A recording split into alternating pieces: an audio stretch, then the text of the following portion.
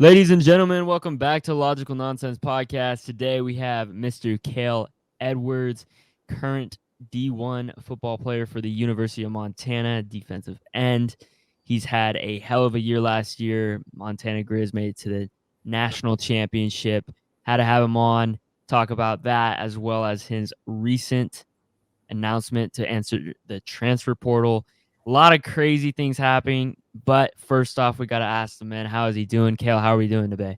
Doing well, Hunter. Thanks for having me. Absolutely, man.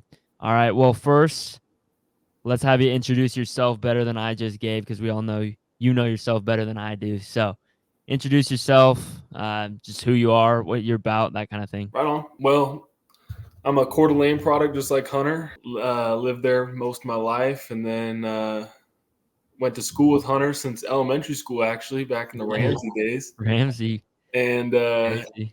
yeah, played football, Flag football together. flag Team football was together. crazy. That was a hell of a team. And then obviously played with him and everybody in Coeur d'Alene, a lot of good guys. Eventually found myself playing at the University of Montana. I was there for 5 years, which is a long time for any college athlete. But COVID and redshirt, I have one last year, and yeah, I played the end. Big transition from high school, obviously. Yeah. And had a blast. Yeah, went to the national championship last season. Lost, so couldn't make the last one count. Yeah. But yeah, had a good time. Yeah, basically a Coeur d'Alene, Idaho guy through and through. Yes, sir. Yes, sir. We love to hear it, and we love to see it. Representing the field well. We like it. All right, so let's talk first about that transition from Coeur d'Alene High School to the University of Montana. Obviously, the expectations are much different.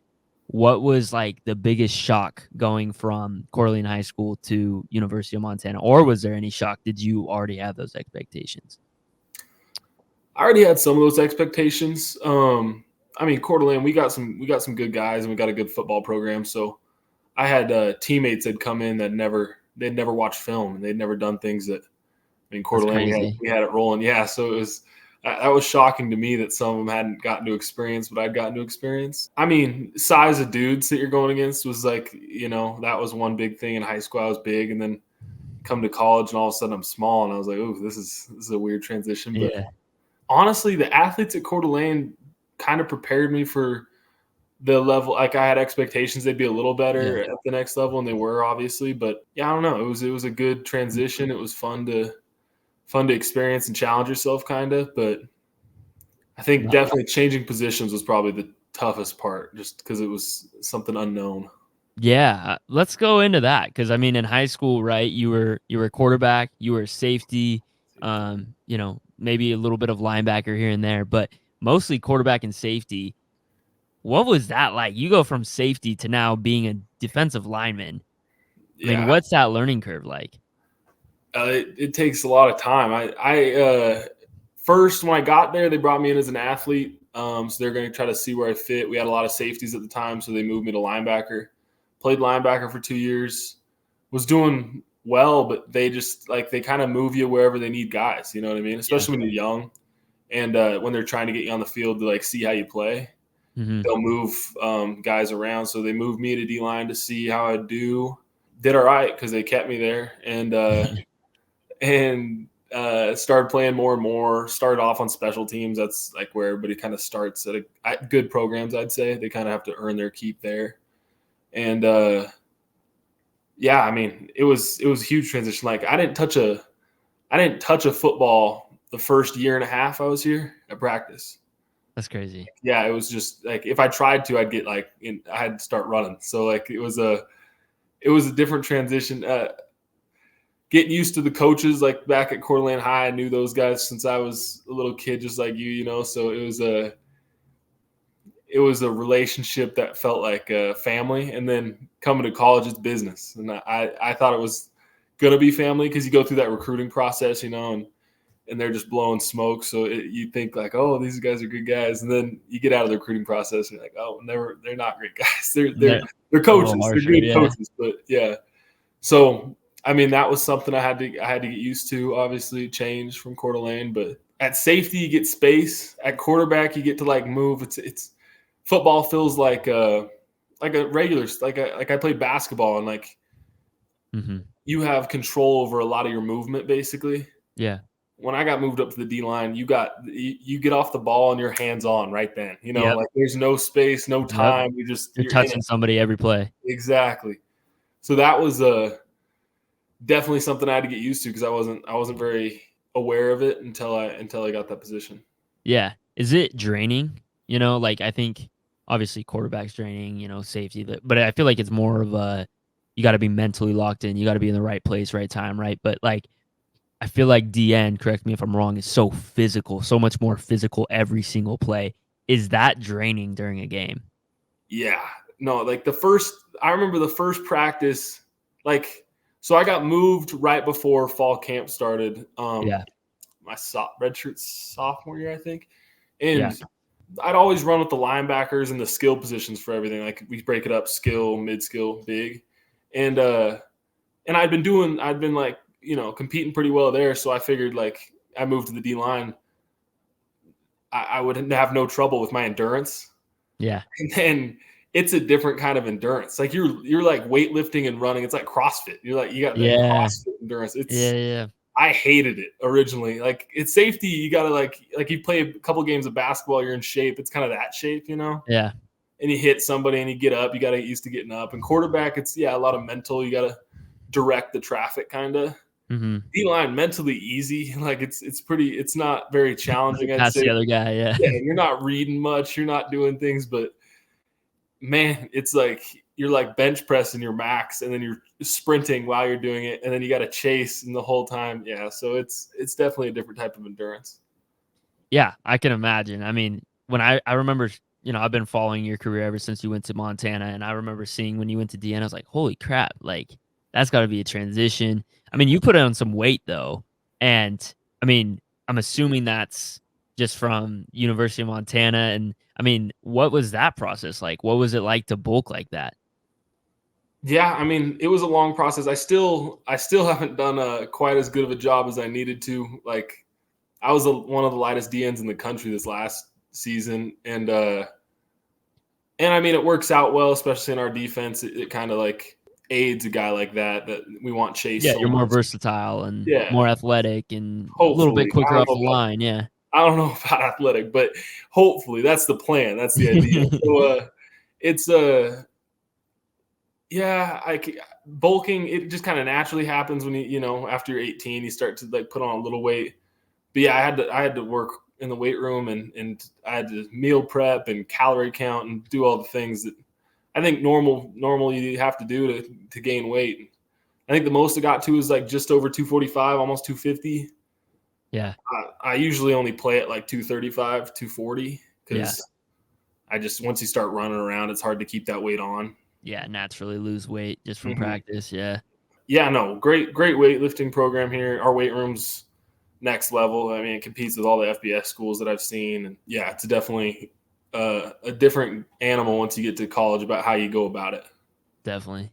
Definitely. All right. Well, talked about it a little bit. What would you say like were some of the biggest developments in your game you've found since when you first entered campus? Like, what have you developed the most, you would say? Man, like, I think a lot of my teammates, like I was saying, would say mentally, like it's a different game, but I mean, you were a student. You had to be safe. Yeah. You had to direct a lot of traffic in your day too. Like you were a young quarterback back in the day. Yeah. I think for us that have experienced that in a good program, we know what it takes, and especially when you grew up around it like we did, or like even if you're a fan when you're younger, like everybody that's into football kind of gets it. It's the guys that are freak athletes in high school, or they go through puberty and they like jump into it all of a sudden, and they're just there and they don't understand. Those are the kids that have trouble with it. I would say just the level of contact was probably my biggest growth. Like, I loved hitting people, but it's different when you're hitting less impactful but consistently. Like, I'm always getting touched. They're not like huge hits. I never get any more huge hits, which sucks, but like, well, everyone's your size and bigger now. Yeah, and every play I'm hitting somebody always. So using my hands was a big one, but yeah, definitely that contact aspect. Was the footwork part of it difficult at all? Because I know that, that's much different footwork than a freaking back pedal, Yeah, no, and I thought I had like good footwork. I thought I was gonna translate it pretty easily, and I did not. It took some time for me to understand like the angle I need to take, or after a couple of steps I need to have a feel for like where they are. It definitely is footwork heavy, but I've seen some of my best DNs that I've played with had zero footwork, zero technique. They're just monsters in the weight room. So then like they do well because they can, power clean a house. And you're like, well, that's not fair for the rest of us. But No shit, yeah. That's funny. What's the in-season schedule look like for you? You talked about working on that footwork and that kind of thing. Like, is that an in-season thing? Is that an off-season thing? I guess, like, what does that in-season schedule look like for you? Well, in season, once fall camp's over, which is fall camp is tough. We'll get into game weeks, practice Monday through Friday, obviously. Game Saturday, Sunday off. We lift 4 days of the week, and it kind of tapers off closer to the game. And practice Monday is kind of a walkthrough. It's like a prep for the coming Saturday, and it's more mental, I'd say. Yeah. And then Tuesday, Wednesday at Montana, we go at it. Like we have full pads, we're hitting. We did all season. Like most teams taper off, like after the regular season, let's say kids are hurt, people are bumped and bruised from the season.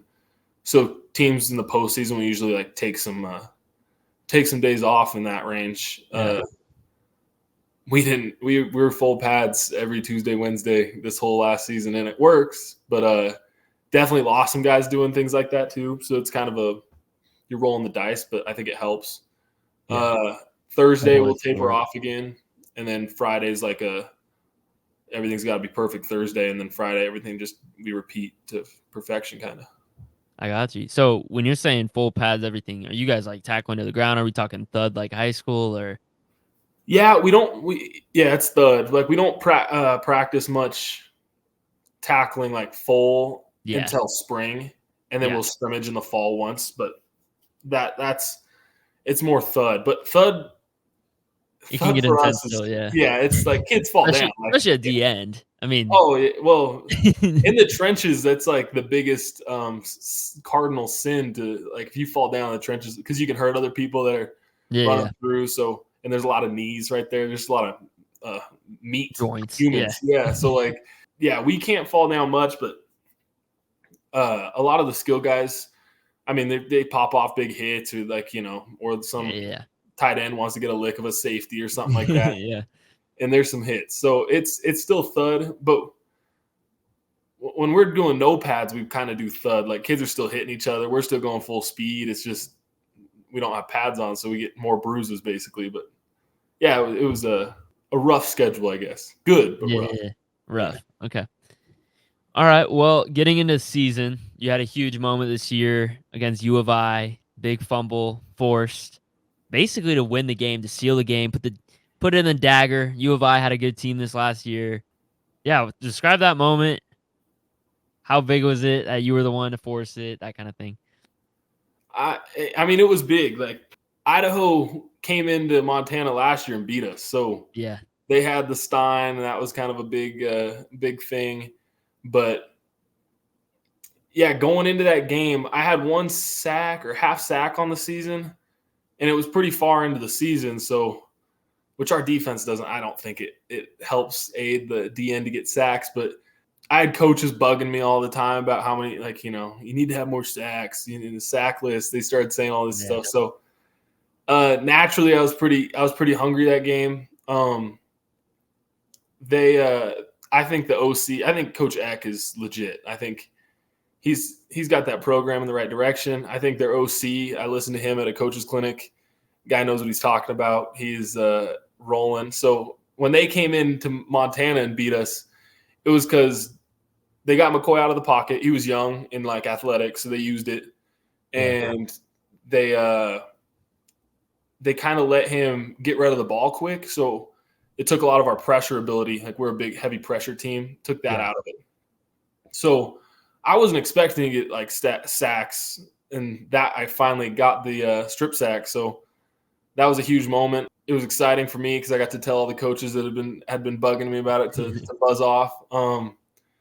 And yeah, as the Idaho kid, that it was a good moment for us, and I got to carry the Stein off, and I think I managed to lose it, but I gave it. I don't know. We found it, so it was exciting. The whole thing was a great moment. I had a lot of friends and family friends that texted me after the game.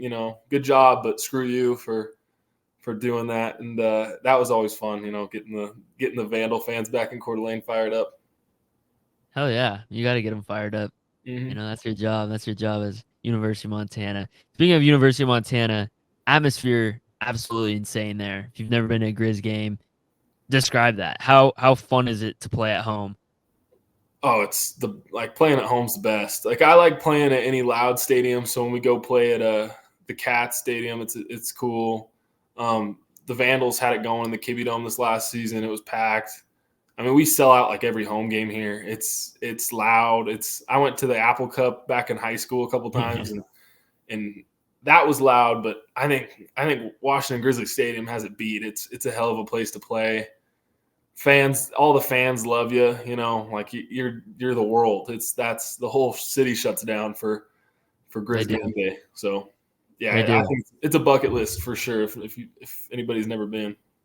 I mean, I love the Cougs, but if you haven't been to a University of Montana game, you just don't get it. It's nuts. That, like you said, the whole town shuts down. Exactly. Fans are crazy. I mean, they live for that shit. Like it's incredible. And I think what's cool about Missoula and that town is, I mean, that's their team. That's like their sole team. They don't have, anything else really. So yeah, I love it. Let's go to your favorite moment. We talked about a huge moment. Is that your favorite moment, or what would you say your favorite moment of your college career is? Favorite moment of my college career.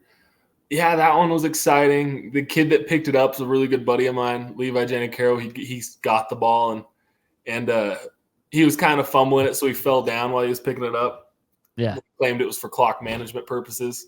So that, I mean, I'll have good memories like that. But I mean, moments in the locker room, I think that's what I'm going to miss most. Playing the game, obviously, I'll miss, but just like the guys that I got real close with in the locker room and some of the stuff that we got to experience together and just share was unbelievable. I mean, Frisco was fun. The trip was fun. Beating NDSU overtime, exciting. Beating Furman in overtime was exciting. But I mean, yeah, I think the locker room moment's got to be my favorite. I love it. I mean, those are the moments that don't get talked about, right?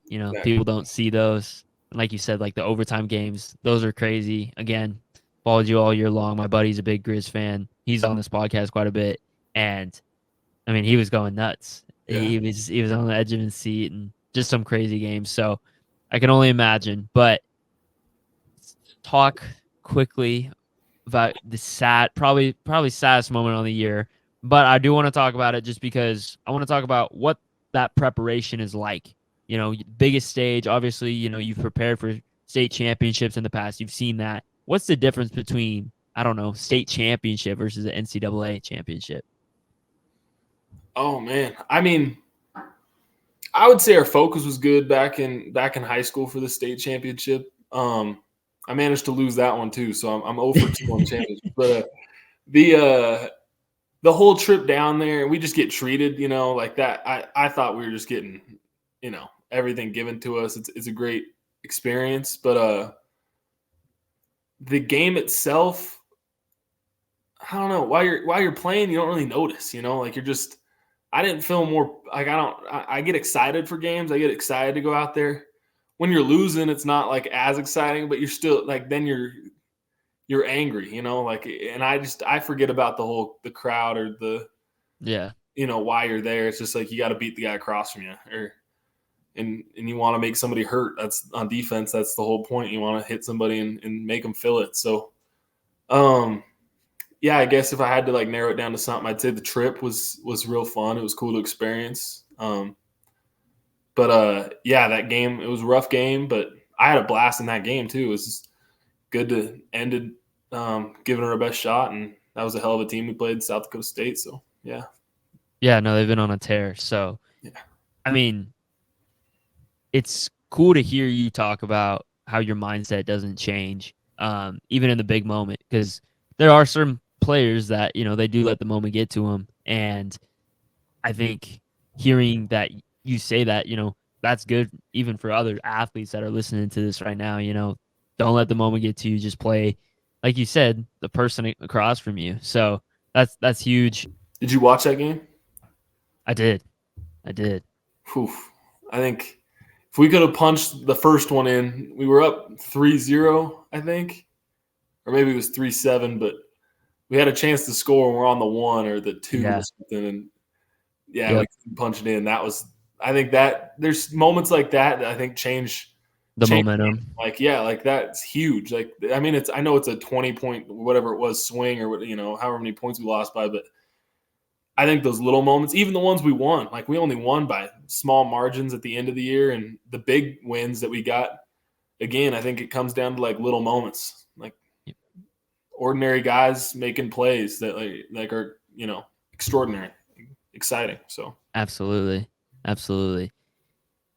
Here's where I was gonna go next. Big stereotype about FCS schools, being much different than FBS schools and the talent level there. Do you agree with that? I mean, I was looking today, do a little research. There are plenty of guys in the NFL who are Hall of Famers. Jerry Rice, Tony Romo. Tony Romo, I don't know if he's a Hall of Famer, but Tony Romo, Terrell Owens. I mean, the list goes on and on. Talk about that. What do you think about FCS versus FBS football? Well, yeah, like you said, Moss, Walter Payton. I mean, yeah, there's there's studs that come out of the FCS. I think more recently it's been Cooper Kupp. Cooper Kupp, hell of a player. I think a lot of the O linemen coming out of that's who I mostly go against, So I've gotten to experience some dudes there. I wouldn't say there's as drastic of a difference.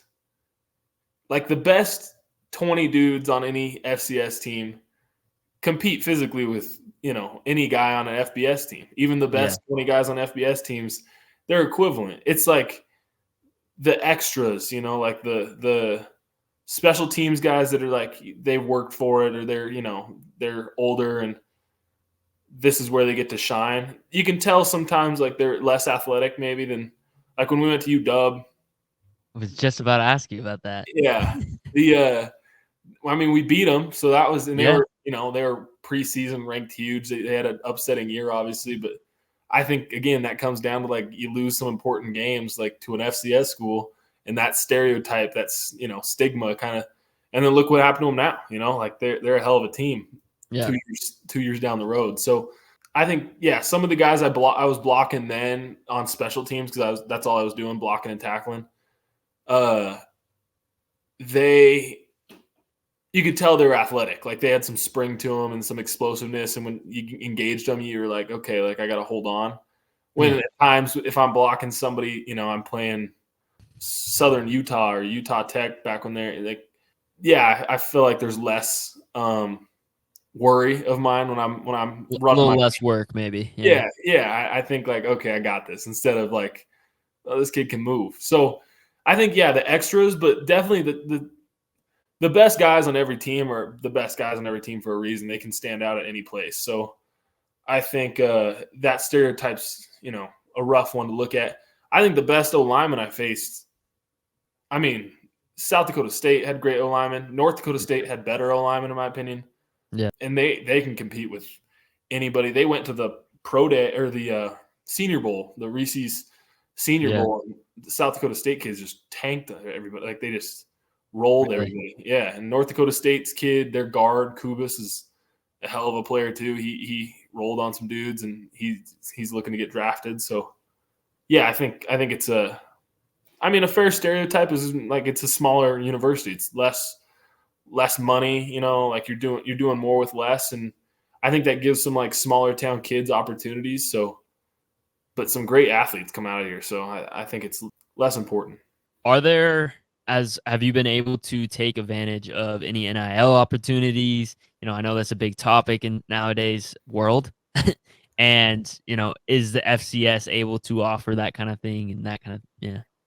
Yeah, I mean, Montana just started getting into it, and I think they do well. I had a buddy that had a Ford Bronco for the season, Levi Janicaro, and he did advertisements for Northern Quest Casino, and like Yeah. for certain guys, there's definitely that NIL. And some programs, some FCS programs are doing a lot for their whole team, and I think Montana's getting into that as like far as collectives go. I mean, I stay away from all that. I can't stand NIL. I think it's ruining college football. I think the transfer portal's ruining Really? football. Hot Yeah, take here. I I love mean, it. I know it's different than a lot of guys in my position, but yeah, I think there's opportunity for guys if they're looking for it, definitely. And Montana's doing that.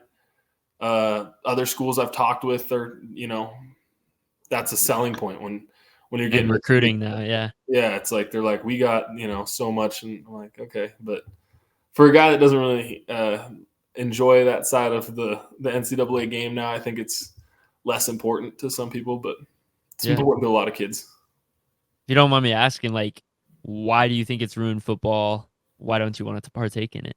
Well, like I enjoyed the older side of college athletics. Like when you go somewhere, you're there, like you committed to that school and you got to like nut up or shut up, for lack of a better term, Yeah. you got to stick it out. And I'm obviously in the transfer portal now. I did my 5 years, I graduated. So I feel like I'm still in that boat of Yeah. You've transfer. done your time. It's not like you transferred after 1 year or something. Yeah. Right, but I still feel guilty about it. I still think like I should stay, and like this is the team I chose, and I understand that, and I think I think there's value there. So I think college is meant to be a time when like kids you gotta struggle a little bit, like like Yeah, it's a kind of a life moment where you gotta struggle a little bit, figure out who you are, and yeah, yeah, provides growth. Like I don't think kids getting a car, a truck, a bunch of money on the side, doing a bunch of Plus, I think it ruins like some conferences. I think it's ruining conferences. Obviously, I think everybody can true. see that. I think there's a lot of things like that I think it's just not. I don't think it's feasible to continue. Like I think donors will start to say like, well, like this keeps the guy here for one season. Like they have to keep paying. I think that'll hurt the facilities because that's money that's not going to the facilities. It's not going to Yeah, it's just going to players instead Yeah, of the university facilities could and distribute it. I think Title IX, as much quarrel people had with that, I think Title IX distributed the money, and I think that benefited facilities, programs, etc. That I think they're not getting the money anymore. The athlete is, and I think that's dangerous in the whole thing. I think legally it had to have happened because, I mean, it went to the Supreme Court and like they talked, yeah. So I mean, like I think it was inevitable, and now it's here, so we got to deal with it. It's just too bad because I wanted to earn money for my university. I didn't want to earn money for myself. That's like professional. I preferred the amateurism side of things. I really respect that take. I think it's a very popular, very stereotypical take to obviously be on the side of NIL, especially as a college athlete. Yeah. For you to be the college athlete, be in those shoes, and still say, I don't know if this is a great thing. I talked about long time ago on this podcast.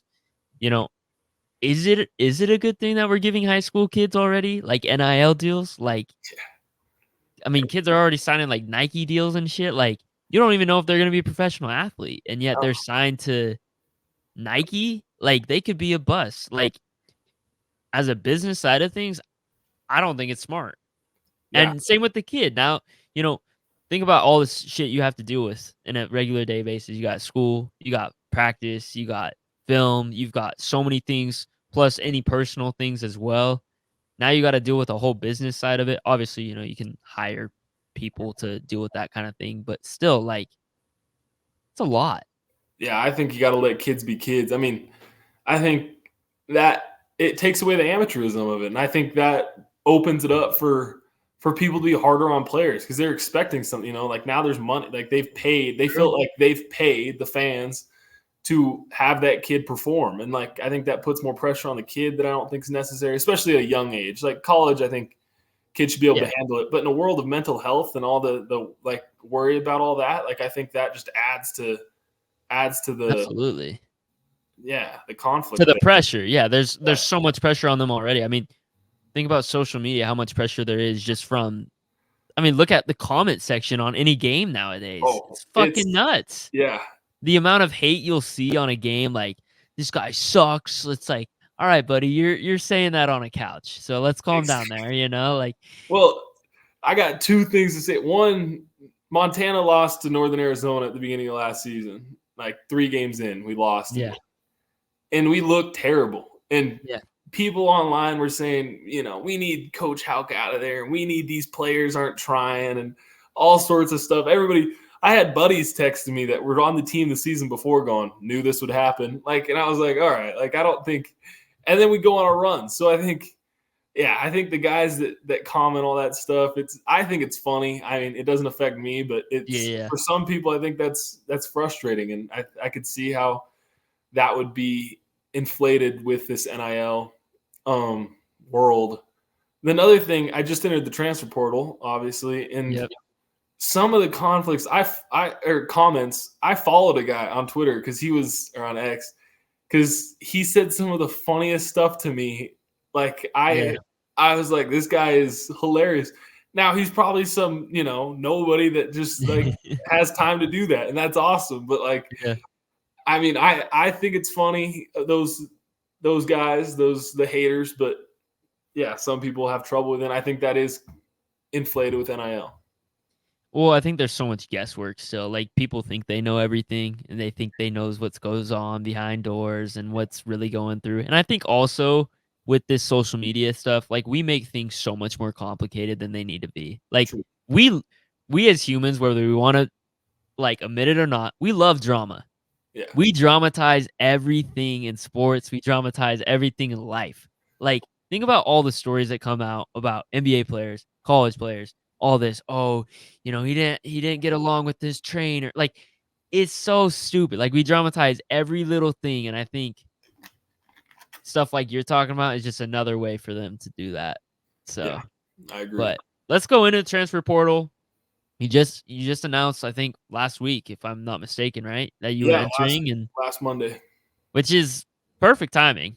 Crazy that I asked you to be on this interview and you entered the transfer portal. But talk about what made you decide to enter the transfer portal. You kind of alluded a little bit to it. You've been there for 5 years. What are you looking for in another team to transfer? Yeah. Well, I mean, I entered because I lost a lot of buddies off this last team. I was friends with some older guys, and they all graduated, so that was hard because I knew I was going to be missing out on a lot of people. But I would say the main reason was I've been wanting to play more of an edge, outside linebacker, rush. They call it a lot of different things now, buck, jack. Yeah. But I've been wanting to play that position my whole career, so I felt like now is a good time. I asked to be moved because we have a position that's similar to that. And the coaches didn't – they wanted to keep me at end because I did well at end, and I think I can perform better in a different system. So, I felt like chasing that would be more valuable. I think there's a lot of other things, little things that, you don't see eye to eye with somebody, and then they take offense to it, and then – there's a lot of drama, exactly like you're talking about, that everybody just wants to inflate everything, and it is what it is. But, yeah. I got you. So, team that's hopefully allowing you that opportunity to become that edge player for you. Mm-hmm. Is there a certain culture you're looking for in a team? Yeah, I want to make the right fit, good impact, good players. You don't want to go to some poisonous locker room or some situation where the coaches are, tyrannical about everything and won't listen to a player. That's a tough system to be a part of. So yeah, finding the right fit, but I would say mainly winning games. Like playing at Coeur d'Alene, you're spoiled playing at Coeur d'Alene. Like you win a lot of football games there. Then at Montana, we've won a lot of football games the last 5 years here that I've been here. So Winning culture. exactly, I think winning. Like I hate losing. I hate it Expect to more than win. Expect to win. exactly. Yeah. Yeah. So that winning and the right fit are probably the two biggest things for me. Absolutely. Have the calls been off the charts? I'm averaging I think I'm averaging 10 hours on my phone a day. And That's it's nuts. just like coaches or texting coaches, calling coaches, Twitter, their DM you on Twitter or X, and yeah, all that's it's exhausting. That's another reason why I think the transfer portal is bad is because I can't finish. Like I'm finishing my master's degree in school this semester, and that just makes it 10 times harder when I'm dealing with all these Yeah. guys. Yeah. Coach, And I'm taking an exam. Chill. yeah, exactly. I've left class to call a coach or answer a call and then say, hey, I got 5 minutes, and then we'll talk for 20, and that it's It all adds up. yeah, and they all want to monopolize your time because the time they're taking from you is not a time you're talking to somebody else. So Yep. yeah, I think it's been hectic. It's been exhausting. I think it's going to get exhausting again. Like it comes in waves, especially in the spring because teams are getting done with their spring ball. Kids Yep. are entering the portal at different times, so they don't know what they need. So I think that's definitely huge, like the waves that it comes in. But yeah, it's exhausting. Are you hoping to stay West Coast, East Coast, or are you open to anything? I'm open to anything. Don't have a preference really. I mean, it'd be nice to be close to home so my parents could watch, but they got TV now, so I mean, Yeah, it's pretty easy to watch nowadays, but yeah, good. Just going for the best fit. I like that. No, it's exciting to see where you go. I'm not going to press you too hard on who's talking to you or anything like that. I know there's certain things you can't disclose, but are you looking to go FBS or are you trying to stay FCS? I mean, I'm trying to go the highest level. I want to compete with the best, but I don't have a preference FCS, FBS because I think there's a lot of similarities there, like I said earlier, and yeah, I'm going on a couple visits I've scheduled. University at Buffalo's one. That's in the MAC. Marshall, another one, East Coast. And then New Mexico State are all FBS teams that I've, scheduled with. Talking to some other ones, been offered by at least one other one. But, yeah, I Gotcha. mean, FCS I'm just as into. Like, I talk to coaches and I worry about my position and the culture like we were talking about. So, there's some good FCS teams, Southern Illinois, Northern Iowa, Weber. There's Portland State even. I was talking to the Portland State head coach as a friend, so he's a great guy, and I'd even think about going there. It's just it all comes down to where I feel like the best fit is, and yeah, what my parents think and my brother. They all help make the decision because they're all into it too. So Absolutely. Well, it's exciting, man. It's an exciting time and enjoy it if you can. I know it's exhausting, but try to enjoy the process of everyone wanting you. yeah, no, that's the thing. In about 2 months, I'll never talk to 99% of the coaches again, and the 1% I will be talking to because I'm at their university won't like me very much. They turn into different people. So it's Exactly. You got something to enjoy it while exactly. coaches like you. Yeah. Yeah, that's a fair point. I like that. So next season you'll be causing issues for that coach. So we like Yeah, it. exactly. Is the NFL something you're chasing? Is it something you want to do? Obviously, like it's our dream to be professional athletes, but do you think, is that something you're really going to pursue after next season? Yeah, I think I'm definitely going to do a pro day if that's in the cards for me, and if I think it all depends how your season goes. So you got to have a good season for it to really matter. But I've always performed well at those pro day. Like we do some combine measurements of our own at the university, and I've always topped out at those. So I think it'll definitely be helpful if I do get that good season I'm looking for in my measurables. So I'm looking forward to it. I got buddies that just did the pro day this last month ago now, and they're all excited to see like when I get to do it. They want to we're going to be up to date on what So I'm excited. Yeah, that's definitely. I think everybody that plays should have that goal in mind. Like why not? Compete at that. Try to compete at that level. Yeah, that's the ultimate goal. Yeah, I think a lot of people don't understand like how hard it is. I mean, Yeah. Literally, I mean, you got to be the best. Like, Yeah, that's flat out, you have to be the best. No, that'd be cool. That'd be cool. I'm excited to see what this season brings you, and I know you can compete. So, appreciate it. who's your favorite draft prospect this year? Doesn't have to be one. It can be one of your buddies, but it can also just be somebody you've watched film on, or like, damn, I think he's gonna be legit the next level.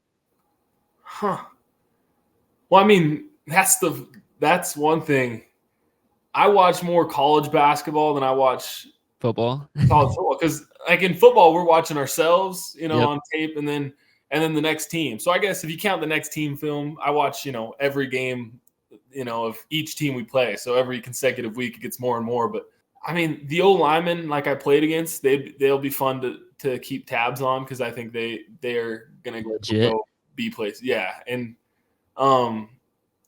they're definitely people to watch. I played with Alex Gubner, the D tackle for us, who's defensive MVP of the league at the Big Sky, and I mean I think he'll get drafted. If he doesn't get drafted, he'll get free agent, and I think he'll prove that he moves just for a big guy shockingly well. So yeah, I think there's guys at the FCS level. If I'm thinking FBS, I guess just more guys I know, like Culp over at UW had a great season, ran fast in the NFL Combine. So I'm always rooting for guys that I know, and I know him. So yeah, I guess those guys.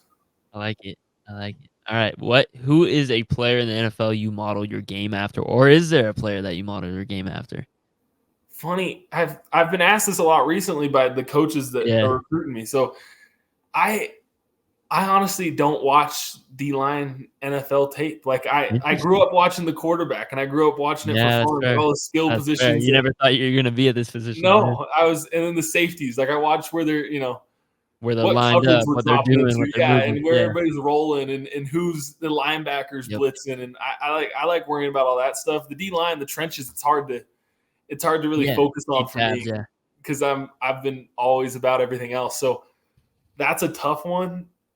I would say guys that I like watching, like specifically focus on them. TJ Watt's obviously like his speed nuts. And go stab thing that's something.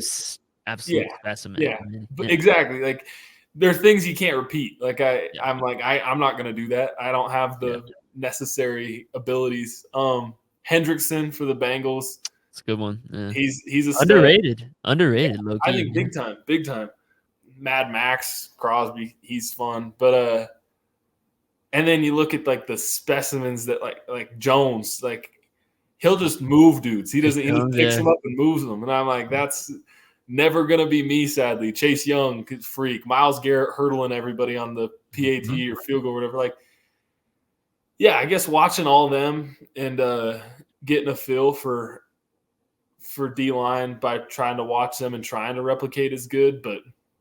Yeah, you got to have your own brand, and that's I gotta come up with whatever works for me and use that. Definitely. What do you think is your like best weapon as a defensive end, as an edge player? Like, what is that edge you have over the offensive lineman? Speed has been like my biggest, I guess, forgiving trait that I have because if I screw up something else, you're still going fast. But our head coach likes to say, if you're going fast in the wrong direction, you're just going in the wrong direction. So, like, you still got to be – I'm mentally capable, I feel like, of not going in the wrong direction ever and trying to keep my speed. And I think my mental ability allows me to play with speed. That's where you see, like, some freak athletes in the weight room or on the field that can move and all the measurables. Yeah. But you get them on a field and start throwing stuff at them, and they start slowing down because their just brain can't take it. So I think mental and, like, my ability to play at a fast pace and my endurance stays above a lot of people's too, because I'm lighter and smaller, and that's something I gotta use. But I would say those are probably my biggest for the old line. I like manning up. Every once in a while I get to man up a back or a tight end, and then they'll come up to me after the game and they go, "Oh, like dude, like you had me on that wheel or that stick or all the." Like back in the day, I always like living it up back when I can kind of cover, but yeah, for the old lineman, that's it. I like it. I mean, football IQ is something not talked about a whole lot but it's huge. It's huge. Yeah. Like you talked about. I mean, there's plenty of athletes in the college, even an NFL game. You don't make the right play, especially when it comes down to crunch time, late time. Those football IQ plays are what can make or break a game. Yeah. I mean, you could Well, be the strongest guy on the field. Like you said, if you go the wrong direction, it doesn't matter. exactly. That's the I've been blessed that I think I can compete with a lot of the guys I played with athletically, and that's exciting. And again, I think I chose the right level and chose the right school to be able to say that. But the guys I couldn't compete with athletically, like I've played with a couple, like I can only think of like 2 or 3, Yeah. but a couple freaks that I'm like, there's nothing. That guy is always going to be faster, stronger, jump higher. He's going to do all of it better than me. Some dudes will jump and they just float, and there's nothing I can do about that. But all 3 of those kids I can think of are just idiots. Like you talk to them, they got no clue what's going on. One of them, like you can only use him in one play, because that's the only thing he can do. He can only do one thing. He can do it really well. Jet sweep. Here you go. Yeah, exactly. Give him the ball, tell him to run outside, or chase the quarterback. Do an edge rush every time. Like never go inside. Just run out the edge as fast as you can. No crosses, nothing. Yeah, fade routes for a wide receiver. But yeah, their mentals definitely limited them. They could have been great guys, but they've all kind of stopped playing or have almost stopped playing. So yeah.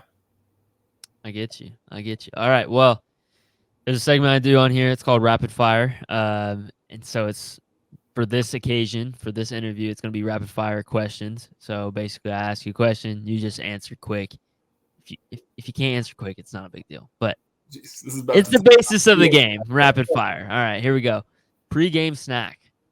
M&Ms, peanut butter M&Ms. Every game? Every game. All right, I like it. Walk-up song. Or not walk-up song. Warm-up song. Ante Up. It's our walkout song for the football team. Okay. Favorite NFL team? Broncos. You got on your hat. I grew up with them. Yes, sir. Zach Wilson. We're screwed. All right. Favorite current NFL player? Crosby. Favorite NFL player all time? Oof. Champ Bailey or Earl Campbell. Okay. Well, I ran out of questions, but I have one more. What, if you weren't playing football, D1, what would you be playing? I feel like I know this already, but. Yeah, basketball. I got to choose basketball. All right. I like it. All right. Well, do you have anything else? Final thoughts? Anything you want to talk about? I don't think so, man. I think thanks for having me on. Thanks for everything. It's good to catch up. We got to catch up. If you're ever back in Idaho, you let me know. And if I'm ever in the Portland area, I'll hit you up. Absolutely, man. Well, I appreciate you coming on. It was a pleasure listening to your story and just hearing about your whole college experience. And yeah, I'm excited, man. Excited for you and this next year. Thanks.